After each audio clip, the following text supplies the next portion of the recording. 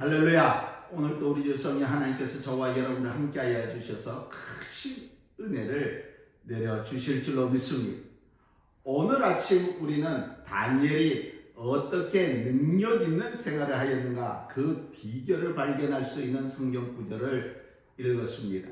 선한 싸움을 하면서 살아가는데 승리하려면 능력이 있어야 되는 줄로 믿습니다. 이 세상에 사는 우리들은 하나님의 자녀로서 하나님의 능력을 날마다 우리가 취해야 될 줄로 믿습니다. 다니엘은 지혜와 학문이 뛰어난 학자이자 위대한 선지자이고 바벨론과 파사 두 나라의 왕을 섬긴 탁월한 정치가 있습니다. 바벨론 출신의 관리들이 다니엘을 시기해서 다니엘을 고소할 틈을 얻고자 했지만은 허물을 도저히 찾아낼 수가 없었던 것입니다. 다니엘은 어릴 때부터 원수의 나라에서 포로 생활을 하게 됐습니다. 그러나 이런 역경 가운데서도 모든 어려움을 돌파하고 자기를 해하려고 모략하는 사람들도 다 이기고 마지막에는 사자굴까지 들어가면서 승리하면서 위대한 인물이 되었고 또 그런 훌륭한 생활을 할 수가 있었던 것입니다. 그러면 다니엘이 이런 어려운 환경 가운데서도 자기를 없애려는 그 원수들 그 사이에서도 이런 능력 있는 생활을 할 수 있었던 그 비결이 무엇입니까? 오늘 저와 여러분들에게 주신 본 말씀 다니엘서 6장 10절 말씀 보니까 다니엘이 이 조서에 왕의 도장이 찍힌 것을 알고도 자기 집에 돌아가서는 윗방에 올라가 예루살렘을 향한 창문을 열고 전에 하던 대로 하루 3번씩 무릎을 꿇고 기도하며 그의 하나님께 감사하였다. 이 조서에 왕의 도장이 찍혔다는 말이 무엇입니까? 다니엘은 하나님의 은혜로 다리오 왕의 총애를 받았습니다. 그때 다리오 왕이 통치한 나라는 아주 큰 나라였습니다. 총리가 3명이나 되었습니다. 그 가운데서도 다니엘은 수석 총리로서 전국을 다스렸던 것입니다. 이를 시기했던 다른 총리들과 방백들이 다른 것으로는 이 다니엘의 흠을 잡을 수가 없음으로 말미암아 연구하여 낸 것이 다니엘은 하나님을 섬기는 사람이니까 율법으로 올가미를 만들자고 합의를 보았습니다. 그것은 30일 동안 누구를 막론하고 왕 외에 다른 신에게나 사람에게나 무엇을 구하면 사자굴에 넣는다는 것이었습니다. 여러분, 왜 이 사람들이 이런 법령을 제정하려고 하는지 여러분들은 아십니까? 다니엘은 하나님을 섬기는 사람이요 하루에 3번씩 꼭 사시는 하나님께 기도한다는 것을 그들이 알았기 때문인 것입니다. 원수 마귀들도 이처럼 영리한 것입니다. 그래서 다리오 왕은 그것이 자기에 대한 충성인 줄만 알고 이 조서에 왕의 도장을 찍었습니다. 일단 도장이 찍히면 왕 자신도 절대로 변경할 수가 없습니다. 이 법령이 파사 전국에 공포가 되었습니다. 30일간은 하나님께 기도할 수 없게 되었습니다. 만일 그 법을 어기면 사자굴에 들어갈 수밖에 없었습니다. 다니엘이 그것을 알고도 자기 집에 돌아가서 하루에 3번씩 기도하였던 것입니다. 여기서 우리는 다니엘의 능력 있는 생활의 비결이 바로 기도였음을 깨닫게 된 것입니다. 다니엘은 항상 기도하는 사람이었습니다. 하나님께 기도하였으므로 말미암아 지혜와 능력과 위대한 사람이 될 수 있었던 줄로 믿습니다. 오늘 본문 말씀 보니까 다니엘은 집에 돌아가서 기도하였습니다. 다니엘은 다리오 왕 다음으로 높은 사람이었습니다. 그만큼 다니엘의 책임이 컸습니다.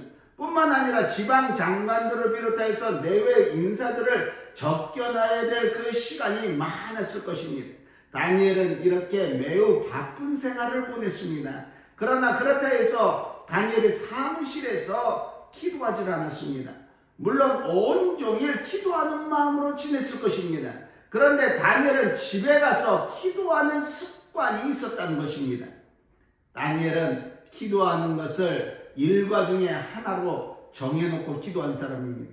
기도하는 시간만큼은 빠지지 않았습니다.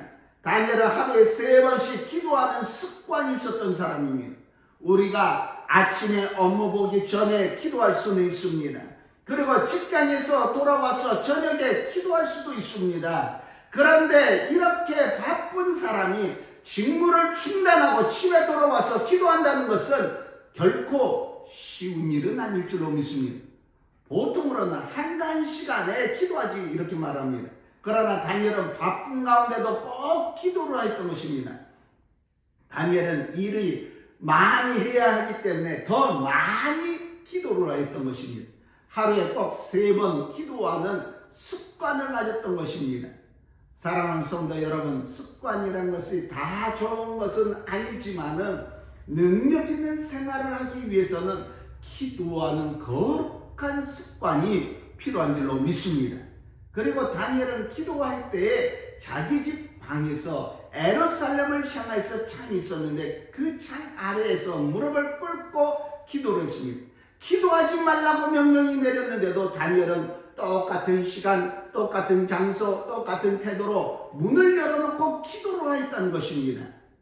문을 열었다는 것은 왕의 법령을 무시한 그런 일입니다. 몰래 숨어서 한 것이 아니라 전에 하던 것과 똑같이 그대로 한 것입니다. 다니엘은 하나님을 향한 마음이 있었기 때문에 사람을 두려워하지 않았다는 것입니다. 특별히 예루살렘을 향한 창문을 연 것은 그 이유가 있습니다. 예루살렘은 하나님의 성전이 있는 곳입니다. 다니엘이 직접 갈 수 없는 몸이지만 성전을 생각하면서 멀리서 바라보면서 기도했던 것입니다. 이것이 다니엘이 얼마나 하나님을 사모하는가, 또 나라를 사랑하는가를 보여주는 것입니다. 다니엘은 비록 멸시당하고 포로가 되어서 온 그 민족의 한 사람으로서 취급을 받았지만은 하나님의 택한 백성 이스라엘 사람이라는 것을 조금도 부끄러워하지 않았다는 것입니다. 이것이 다니엘의 위대함인 줄로 믿습니다. 다니엘의 생활에 열린 창이 있었던 것처럼 우리의 영혼의 방에도 열린 창이 있어야 되는 것입니다. 이 열린 창으로 햇빛과 신선한 공기가 들어왔습니다. 이 열린 창을 통해서 하늘의 햇빛이 다니엘의 영혼을 비추었습니다. 온 세상에 차있는 신선한 공기가 다니엘의 영혼을 호흡시키게 만들어줬습니다. 이와 같이 우리의 영혼에도 하나님께 통하는 또 열려있는 창이 있어야 됩니다. 이 기도의 창이 열려 있어야 되는 것입니다. 여러분들은 어떻습니까? 그럼 다니엘은 어떻게 기도했습니까? 다니엘의 기도는 감사와 간구가 함께 있었던 것입니다. 다니엘은 기도하고 감사를 드렸습니다. 감사하는 사람이 마음의 즐거움을 갖습니다. 마음이 즐거운 사람이어야지만이 능력 있는 생활을 할 수가 있는 줄로 믿습니다. 사울과 실라가 빌립보 감옥에 갇혔을 때 밤중에 찬송하고 기도했습니다.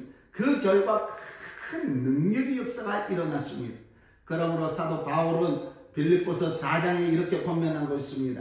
아무것도 염려하지 말고 다만 모든 일에 기도와 간구로 너희 구할 것을 감사함으로 하나님께 아뢰라.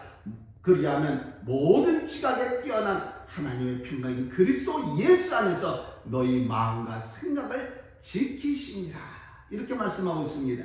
그런데 우리의 기도는 감사보다도 간구하는 그런 부분이 더 많이 차지하지 않습니까? 우리가 구할 것만큼 감사할 줄 아는 것이 필요한 것입니다.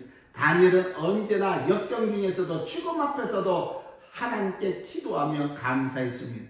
다니엘이 여러 왕에 거쳐서 80이 넘도록 제삼 노릇을 한 것은 지혜와 지식과 담력이 없으면 할 수가 없는 일입니다. 이 지혜, 이 담력, 이 용기, 이 인내, 이 능력이 어디서 생겨납니까? 매일같이 하나님과 교제하며 기도하는 가운데 위로부터 임하는 용기와 담력과 지혜와 인내와 능력을 받은 줄로 믿습니다. 그런데 큰 문제가 30일 한 달 동안 기도하지 말라는 왕의 명령이 공포되었습니다. 만일 이 명령을 어기면 사자굴에 던진다는 것이었습니다. 그러나 다니엘은 여전히 하루에 3번 무릎을 꿇고 기도하며 그 하나님께 감사를 드렸습니다. 분명히 왕의 명령은 존경을 받아야 됩니다. 그러나 하나님의 법에 위배되는 인간의 어떠한 법이라도 따를 수 없는 것이 하나님의 사람들의 생활의 철칙인 줄로 믿습니다. 물론 생명이 귀합니다. 그러나 하나님의 법을 어기면서 생명을 유지하는 것은 하나님의 사람이 할 일이 아닌 줄로 믿습니다. 예수님께서 분명히 말씀하셨습니다. 몸은 죽여도 영혼은 죽이지 못하는 사람을 두려워하지 말고 몸과 영혼을 죽일 수 있는 이 하나님을 두려워하라. 그래서 우리 신앙의 선배들은 비겁하게 살지 않고 용감하게 죽었습니다. 그리스도인의 생활은 사자고를 각오하고 사는 생활입니다. 죽을 각오를 하고 좋은 신앙 바른 생활로 사는 줄로 믿습니다. 왕의 명령을 따르지 않았던 다니엘은 사자굴에 던짐을 당했습니다. 우리가 무슨 일을 하든지 간에 바로 하려면 을을 위해서 살려면 핍박을 받습니다. 그러나 그것을 각오하고 나가야 되는 것입니다. 다니엘은 죽기를 각오하고 사자굴에 들어갔습니다. 그렇지만은 사자가 다니엘을 핥히지도 않았습니다. 다니엘은 하루 저녁 사자들과 함께 지냈습니다. 사랑하는 성도 여러분, 그러한 다니엘을 하나도 상하지 않았습니다. 왜 그렇습니까? 사자가 배가 불러서 잡아먹을 생각도 하지 않았습니까? 아닙니다. 이튿날 왕이 다니엘을 굴에서 부르니 하나도 상하지 않은 것을 보고 나서 다니엘을 참수한 사람들을 끌어오게 했습니다. 그의 가족까지 함께 사자굴에 던져 넣었더니 그들이 굴 밑에 닿기도 전에 사자들이 달려들어서 그 뼈까지 부서뜨려 먹었다고 성경은 기록하고 있습니다. 다니엘이 어떻게 구원을 받았습니까? 본문 말씀 다니엘서 6장 22절에 다니엘이 왕에게 말했습니다. 나의 하나님이 이미 그의 천사를 보내어 사자들의 입을 봉하였으므로 사자들이 나를 상하게 하지 못하였사오니 이는 나의 무지함이 그 앞에 명백함이요 또 왕이여 나는 왕에게도 해를 끼치지 아니하였나이다 하니라.